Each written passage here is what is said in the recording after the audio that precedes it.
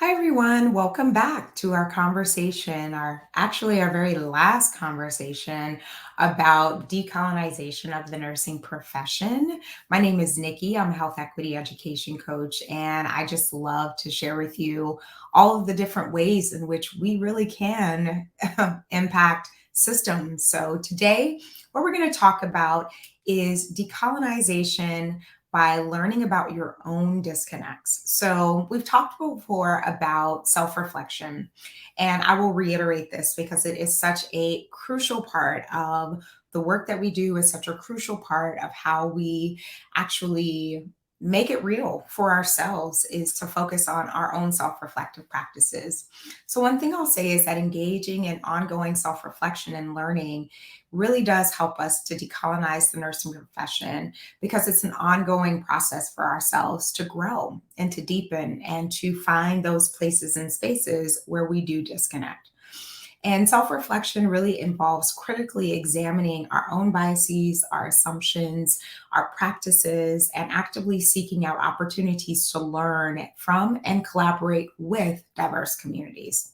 That's important, to learn from and collaborate with, not to do for or to take away from, right? What I often see is a disconnect when folks are trying to work with diverse folks, because again, if we are to summarize all that we've talked about so far, decentering the white gaze has to happen. We have to be able to look at and correct the power imbalances that we see. We have to also be able to apply those things that we've learned to change the systems that we're in. And how do we do that if there are these disconnects in how we think and feel about diverse voices and thoughts in our communities? So, this disconnect allows and causes nurses and other healthcare professionals, including our future nurses, which is why this is so critically important to talk about right now. It causes them to ignore their own complicity in healthcare inequality and to sort of gloss over the internalized racism and both conscious and unconscious biases that drive them to go against their very oath to do no harm.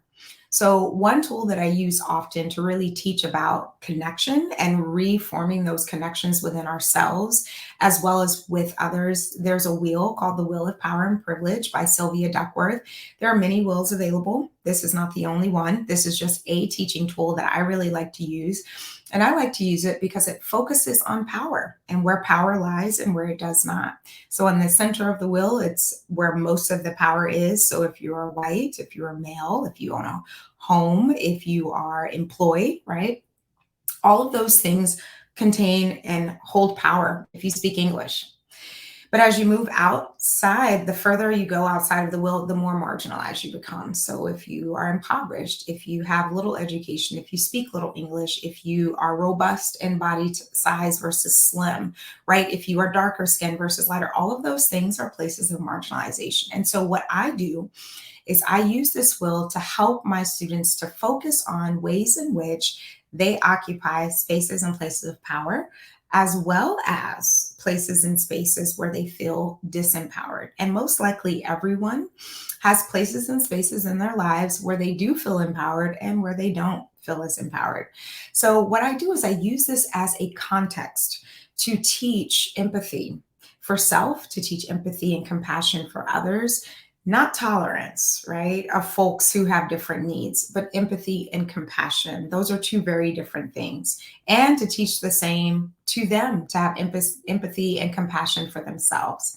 So, this is one tool that I use to teach folks to connect back with themselves, to connect even with their breath, to connect with other people. How might you teach our students to express the disconnects that they see in the nursing profession? How might you actually teach them to connect to themselves and to connect to their patients?